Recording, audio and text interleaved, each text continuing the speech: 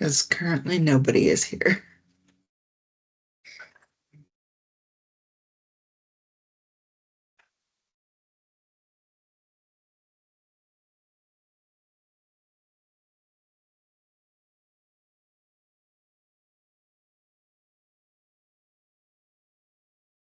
Okay, we're gonna give it like 2 more minutes and then we'll begin, just for the sake of time. So we'll do our introductions and then I'll pass it off to you, Carolyn. Sounds great.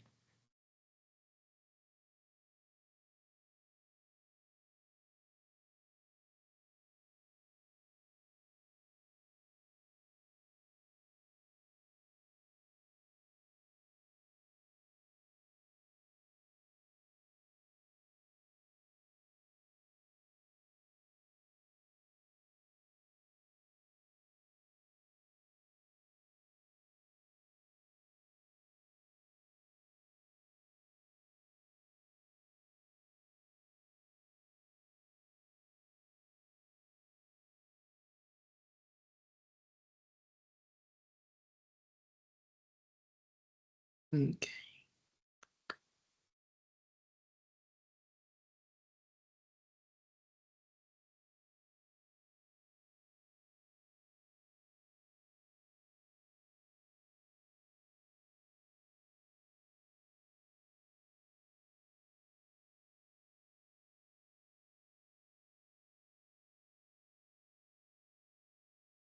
Okay, so it's 6:02. We're gonna go ahead and get started. And then that way, if folks start to come in, I'll just let them in while you're presenting. So hello everyone and welcome. We're so glad you could join us this evening for our workshop, Summer Break with Your Neurodiverse Child, Creating Calm Through Consistency this summer. My name is Jordan. I'm the Social Engagement and Communications Manager here at CDL, and tonight's session is led by Carolyn Rankin-Booten, our Executive Director here at the Center. Carolyn is a certified teacher with a background in special education, a former business owner, and a passionate advocate for inclusive practices. As a neurodiverse individual herself, she brings both personal insight and professional expertise to her work. Carolyn's trainings are all about helping families and educators build inclusive, supportive environments within the systems they already use. So we're thrilled to have you here with us tonight, to share some strategies for creating a calm summer. So I'm going to pass it off to you and then we can go ahead and get it started. Thanks, Jordan. I know so many of you are going to be watching the recording, partly because currently it is absolutely beautiful outside, and it is a weeknight in the middle of June, which I know is such a busy time. One of the reasons we do our workshops this way is because we know families with neurodiverse children are very busy. So I'm going to go through the presentation. For those of you who are watching the recording, this can still be interactive. You can send me an email. It's just carolyn@diverselearners.ca if you have any questions, and I can help you from there. So let me just share my screen and we'll get going.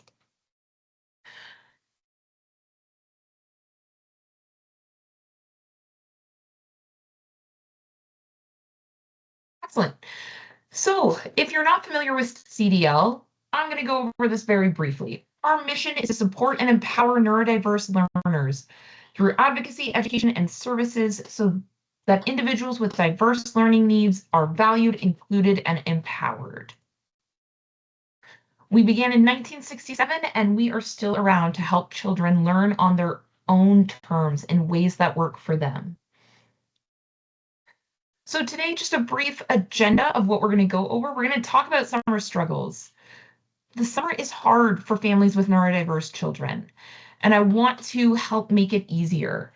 So I want to talk about why summer can be so tough. I want to talk about how visual schedules can make it easier and about expectations around summer. We're going to talk about dysregulation. We're going to talk about one of the complications with summer, which is when you're not with your child. And we're going to talk a little bit about the academics. So If you're a parent of a neurodiverse child, you don't need me to tell you that summer can be really challenging. There's a lack of a consistent schedule. There's the heat and sensory overload that neurodiverse students might have, and the expectations we put on ourselves to have the perfect summer. So, visual schedules. This is something that if you've ever seen a training with me, you know I really believe in. I think all families should have a visual schedule, whether they have a neurodiverse child or not, because it does help reduce stress and anxiety, and it allows you to problem solve ahead of time. If you take the night before and you go over what's going to happen with your child, if they have any objections, concerns, you can deal with it at the time when there's less emotional attachment because it's not happening to them in the moment. You can talk and problem solve and deal with any of the anxiety that they may be feeling. I suggest having both a summer schedule posted that goes over what's going to happen weekly and to have that daily schedule that I think families should set together and put on together so that the children feel empowered about what is going to happen to them. And it doesn't need to be complicated. This isn't something you need to purchase. A whiteboard is more than enough, and you can write it on. You can even turn it into a learning activity by having your child do the writing on the visual schedule. Heat and sensory issues. Heat can lead to a sensory overwhelm, and often neurodiverse children and adults like me may not be aware of how this is affecting them. So, heat can lead to just a little bit more emotionality, a little less patience, and a little more irritation. And so suddenly a child who is really focused and with you suddenly can show some of that dysregulation. The noise and crowds that exist in the summer. Ever been to Canada's Wonderland on a Saturday? That noise, that crowd can lead to sensory issues. And there's other sensory considerations. The smell of sunscreen, the feel of sunscreen, the feel of different clothing, having hats and sunglasses, all of these things can lead to that increased emotionality for neurodiverse kids. And often the piece that is important is they're probably not noticing, especially if they're young or they're new in their neurodiversity journey, they may not notice how this is impacting them. So it's something for you as a parent to know. And then expectations. I really think that parents of neurodiverse children are extra amazing parents. It is hard. It's not easy. And then you have that expectation of wanting to give your child a perfect summer, but that can impact us in a negative way. Sometimes rest and relaxation and not a super packed schedule is better for neurodiverse families. Sometimes we want to do everything and we want to have our vacation week packed with activities, but that can often set our children up for failure. They may need more rest. I want to give an example of this. Just today, our team took part in the YWCA Walk a Mile in Her Shoes. It was very loud, very hot, very full of people. And I'm a neurodiverse person. I needed to come home. And before I restarted work, I had to take a half an hour break of no screen time. I had a meal, I had quiet. And that's because as an adult, I know what my needs are. Your child might not know their needs. But if I had this expectation of having to have the perfect day, it may have led to negative outcomes. Just like a neurodiverse child might not be able to do a day at a water park, a whole day in the sun, in crowds. That might be a lot. Where they might just have as much fun at a splash pad in your neighborhood where you can take breaks, come home and have lunch. I know from talking with neurodiverse parents the pressure that they put on themselves and wanting to do everything and not wanting to create any limitations. This is just my invitation to you to do what you think is best for your child and can really help them with learning. I want to talk about dysregulation in a different way today. One of those things that's led that that links with that expectation piece is the fear of dysregulation or the desire to avoid dysregulation at all costs. And what I want to say to neurodiverse parents is that dysregulation is not a sign of a failure of you as a parent. You can still have a great day and your child can have become dysregulated in the middle of the day. I'm going to give some strategies tonight that might help, but there's no one strategy I could talk about tonight that's going to suit all parents. What I do know is that co-regulation, regulating together, really does work. The other tip is you want to make sure that all adults present are aware of the dysregulation plan. You don't want to have a situation where what you need to do and what you're going to do for your child is different than what another adult wants to do. Before an event, before you go anywhere, you want to make sure that everyone is on the page on what's going to happen if your child becomes dysregulated. And I don't really want to define that term because it looks different for all children. Sometimes dysregulation can be very outward, and it's what we typically think of when we see dysregulation. A child really upset or really angry, or there's some physicality to it. But dysregulation can also be quiet. It can be a child who's turning in on themselves, who's not engaging, who's not participating in the activity that we're doing. Both of those pieces are dysregulation.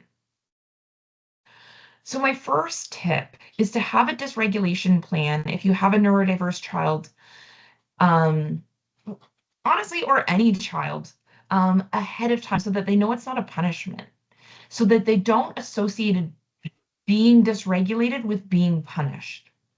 A lot of neurodiverse individuals who are diagnosed late in life make that association that being dysregulated is wrong and deserves to be punished. And we don't want our child to feel that way.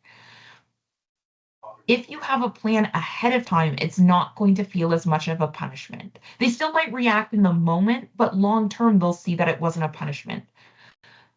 Let the child know that you're going to work together on this. So, what are some examples of what some dysregulation plans might be? For example, let's say you're going to a sporting event, um, an allowed place. There's going to be lots of people. If your child becomes dysregulated, your plan might be, okay, what we're going to do is we're going to walk off to the side. We're going to have a cold drink. We're going to do some breathing together. You're going to play a mobile game for 5 minutes.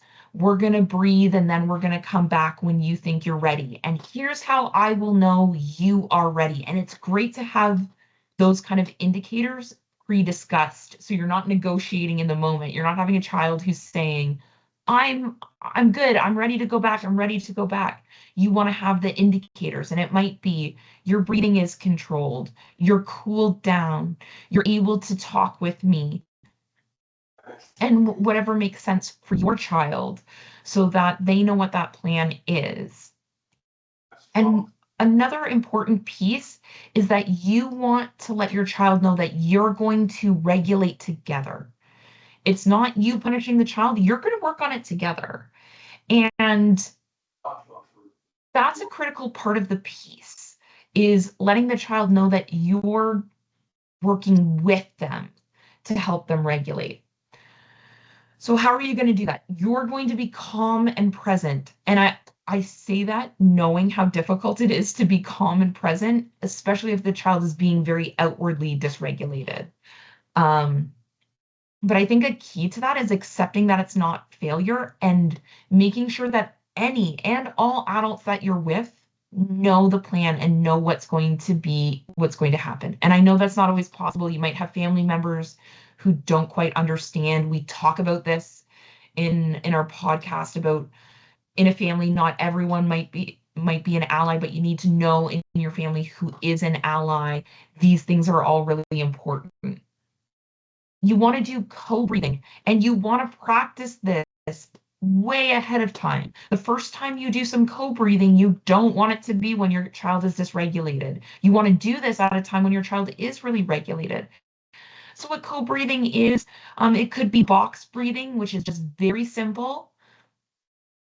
4 breaths in for 4 seconds. You breathe in, you hold for 4 seconds, you let out for 4 seconds, and you hold for 4 seconds. And then you do that together.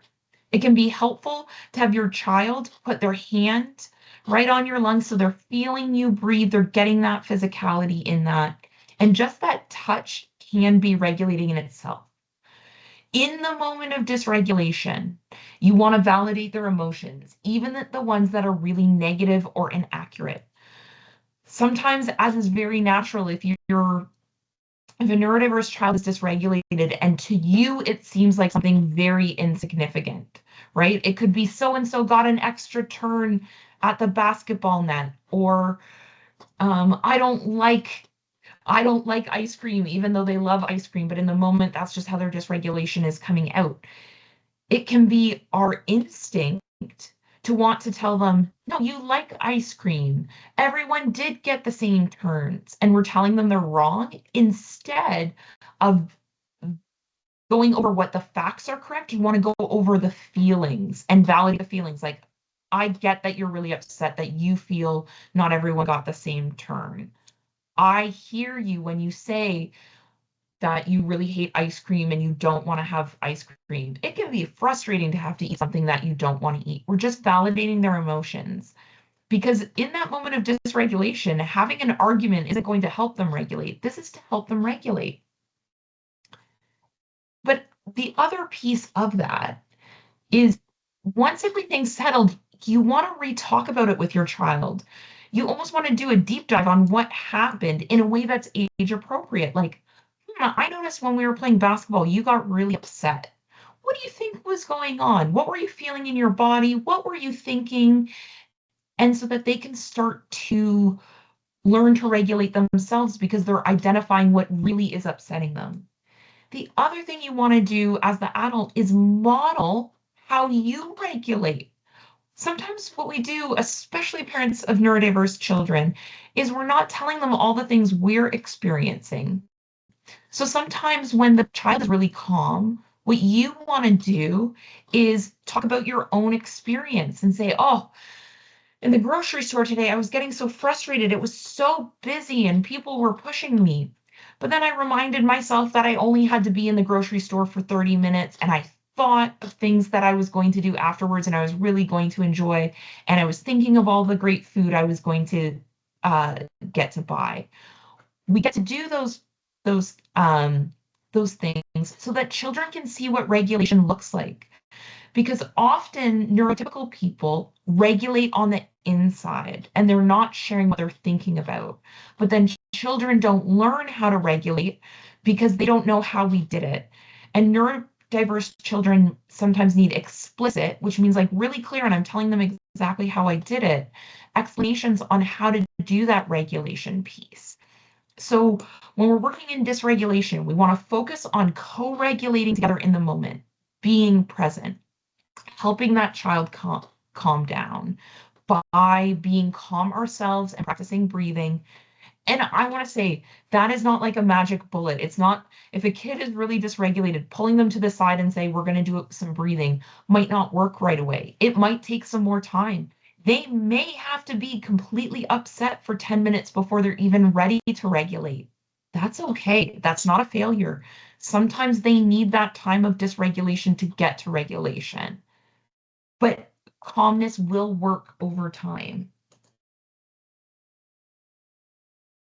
Important tips. Stick to your plan and follow through it. If you're not consistent with your dysregulation plan that you went over with your child, you're actually going to create dysregulation because now you're creating uncertainty. So you want to stick to your plan. Thank your child for working through it. Again, that's the way of making it not feel like a punishment. Like, thank you for coming with me to calm down. Thank you for doing breathing with me. The other piece that sometimes gets missed is we want to help them reintegrate to the group if necessary.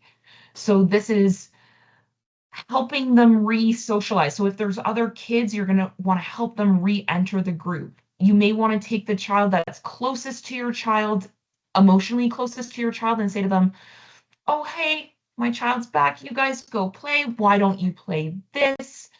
What did the child miss? And that kind of piece, because that can be really scary. If a child's been dysregulated and then all of a sudden they have to come back to the group, there may be feelings of embarrassment that you as a parent want to take away so that you don't cause another instant of dysregulation. Okay, now I want to touch on a big topic that I get a lot of questions about. So many neurodiverse parents know their children so well. That's why at CDL, one of the things that is so important is we really listen to parent voice.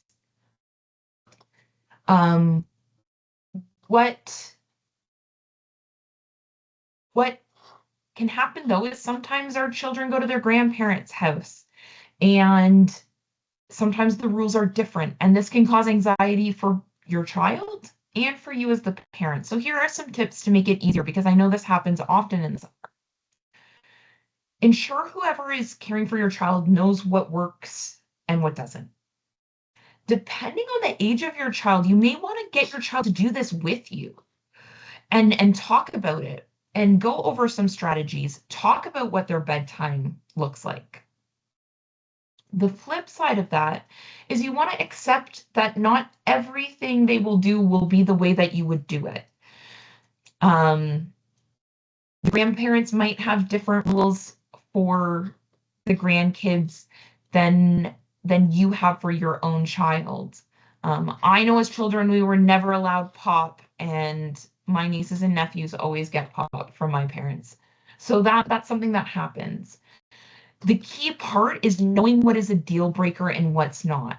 So there are some things that it's not okay that it changes, that it needs to be that way. And you want to know what that is ahead of time because you don't want to be having that conversation afterwards. The other piece is to listen critically with any tales your child may come home with. I'm not saying a child is lying. I'm saying that sometimes children view situations much differently than an adult would view the situation. This doesn't mean we don't listen, especially if this is a safety concern. I'm not saying that. But I am saying you want to, if a child tells you a story, you want to give whatever adult was caring for that child an opportunity to explain what actually happened. This doesn't mean don't believe your child. It does mean listen critically to some of the stories that you're told. And this will help with your anxiety as well. You want to review with your child explicitly any of the rules that may be different. So if the rules are different at grandma's house, let's say at grandma's house, they're allowed to keep their shoes on and they're allowed to have a snack before bed. Let your child know that. But maybe there's also rules that are more strict as well. Let your child know explicitly what those are. And that helps them both emotionally prepare and that helps them do better when they're there. Neurodiverse children often struggle to know what the rules are that other children may be able to pick up on from context. So you want to be explicit about that. You want to talk to them ahead of time about any challenges they may have and problem solve together. Sometimes our instinct is to tell them, don't worry, it'll be fine, it'll be no problem. Well, a neurodiverse child may have problems. It's more helpful to address them and talk about those going forward. And if your child is with someone else, please use this time for self-care. This is not the time where you need to do more chores. If you are a parent of a neurodiverse child, one thing I know 100% for sure is that you probably need more self-care than you're giving yourself currently. And so if someone else is caring for your child, please use that time for you. So now I want to briefly talk about academics because this is a big one and I have some kind of strong opinions on this. So I wanted to talk about it. Again, preference that this is a general workshop. I can't talk specifically on each child and maybe what I give won't work for your child, but this is what I know works. So academic work over the summer should be consistent, articulated ahead of time, structured but not stressful, transitioned into naturally, and all children participating in some way. So we're going to talk about all of those in more detail, but I really believe in the last one. I've been working with neurodiverse children for 20 years now, and some of the things that I've seen that have been heartbreaking are children who because they have learning issues, they're the only child in the house that's having to do academic work. And that can be really heartbreaking for the child and it can fill them with shame. So we want to make sure that all children are participating.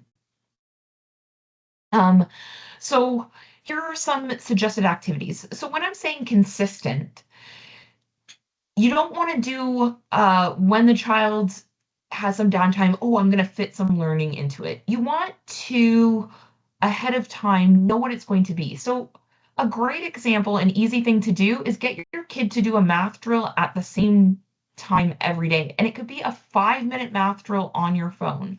So one of the things that I like to do is say, before screen time, okay, do a math drill for me. And then just stay consistent with that all summer. You may fight the first 3 times you ask for it, but if you're consistent, they will do it. Typing practice is a great one.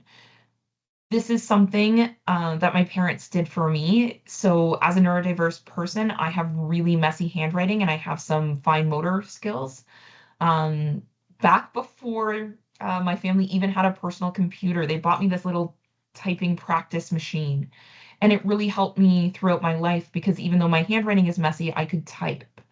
So that's something that you could do similar to the math drills, where at the same time every day they're doing typing practice, and that really helps. There can also be a variation where it's the same all the weeks that you're not in camp, or it's the same all the weeks that we're not on vacation. But you want to do have some consistency, and you want this to be in the visible schedule I talk about.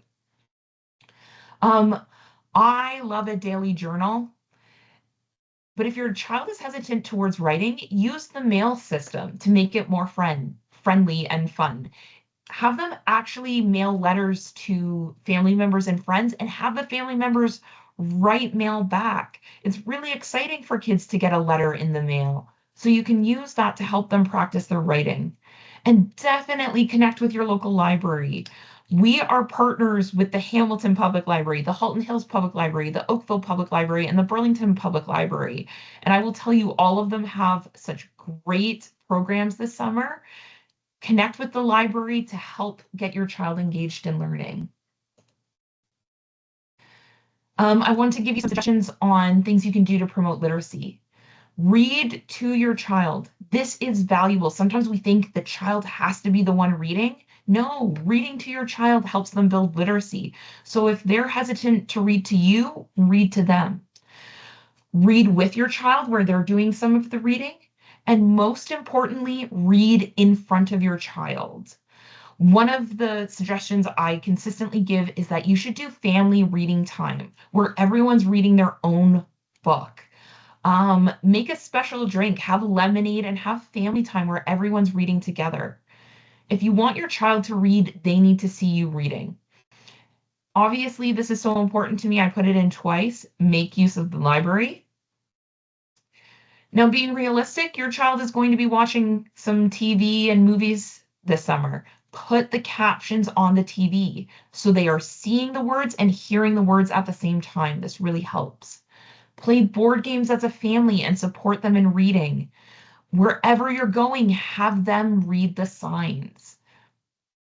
And if you notice, a lot of these suggestions are not super taxing because summertime isn't the time to fight with your child over their learning. You want to promote the positivity of learning in the summer when they're outside of the pressure of the school system. Things you can do to promote numeracy, play math games and math drills. Um, this summer, you're going to spend some time waiting in line. You can have a rule that when we're waiting in line, they're playing a math drill. It's just a great way for them to practice their skill. Play the grocery or aisle game. So this is an activity that you can change depending on the age of the child, and you can kind of make it harder or easier. So when you're at the grocery store and you're putting things in the cart, you can have them start to estimate how much the groceries are going to be based on the cost. You may give one child, if you have multiple child, a calculator, so they're actually working it out while the other children are estimating. And then you can all make a guess on what you think the totals will be. And it just helps them see that math is an everyday activity, and it helps boost that skill. Promote the use of clocks in your home. If you have a lot of digital clocks, make sure that you have some traditional clocks as well. Being able to tell time is an essential math skill. And so it's just a way of uh, weaving in math in your everyday life. Make plans and schedules with your child. So this relates to time. Okay, we're going to spend 3 hours at the water park. Okay, what time do we need to leave if we want to get there at 11? And even if they're not able to do the math themselves, you talking through the math and showing them how to do the math can really help. Cooking is a great way to promote math. And doing construction and home projects with your child, getting them to measure, getting them to help make cuts in a safe way, of course, is a way of helping weave in math. Sometimes children get the idea that math is something they have to do for school and they don't see how it relates to their entire life. But some of the things we do over the summer can help them do that. So, those are some of my tips to help create um, summer learning and to help promote a better summer. Overall, what I want to say is that summer can put a lot of pressure on families, pressures to have fun, pressures for a neurodiverse child to constantly deal with schedule changes, challenges for the parents who are balancing work and camp and driving here, there, and everywhere. I just want to say it's okay to work out a schedule that works for you, and it's okay to turn down activities to allow your child to have the rest that they need. So I just want to talk briefly about what you can do to help us help more families like yours. So volunteer. You can support kids in our literacy, math, and social skills program to help us provide more one-to-one support. This fall, we'll be building math kits. If you're one of our Mastering Mathematics families, you know what they look like, and we need adults to help us build them. Or you can attend events as an ambassador for CDL. We're going to be at Cactus Fest this summer, and we need people to help us spread the word when we're there. Of course, we are a registered charity that receives no government funding, which means we need the support of our community to do what we do. For those of you who are not aware, this year we made our Leaps in Literacy and Mastering Mathematics programs completely free for families, and we did this from the generosity of our community. I understand that right now not everyone can donate, but please donate if you can. And then the easy one. This is something everyone who's watching this video can do, which is sign up for our newsletter on our website and follow us on social media. Interacting with our social media helps other neurodiverse parents find our programming.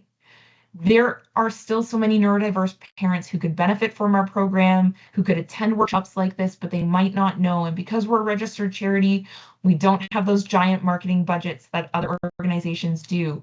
So what we need is our community to be liking our posts, commenting, sharing. All of that truly does have an impact in our organization. So I want to open it up if there are any questions. And just a reminder, if you are watching this recording, please feel free to email me a question you may have. It's just Carolyn@diverselearners.ca.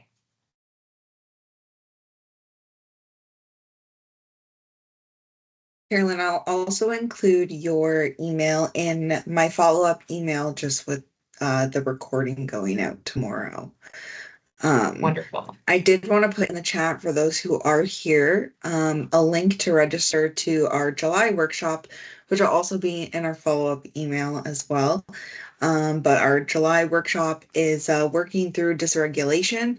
Our very own social emotional program manager, Olivia, will be hosting that workshop on July 16th at 6 p.m.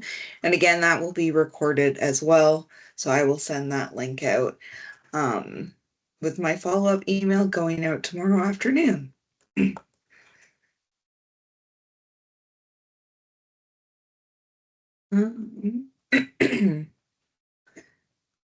But if there's no questions in the chat, I just want to thank everyone for joining us this evening, and for those who will be watching the recording. We really hope that you found tonight's session helpful and full of some strategies that you can use with your own family, your own kids this summer. Um, there's going to be also a workshop survey that I send out as well. If you are able to fill that out and let us know if you've learned anything valuable from all of our workshop sessions that you've attended. Um, but yeah, if you weren't able to catch everything or if you joined late as well, you can rewatch the recording. And thanks again for being here, and we look forward to seeing you in July's workshop. Thanks, everyone. Thank you. Olivia. It was very, very informative. That was really great. Thank you, Thank Prabhati. you. Okay. Bye, everyone.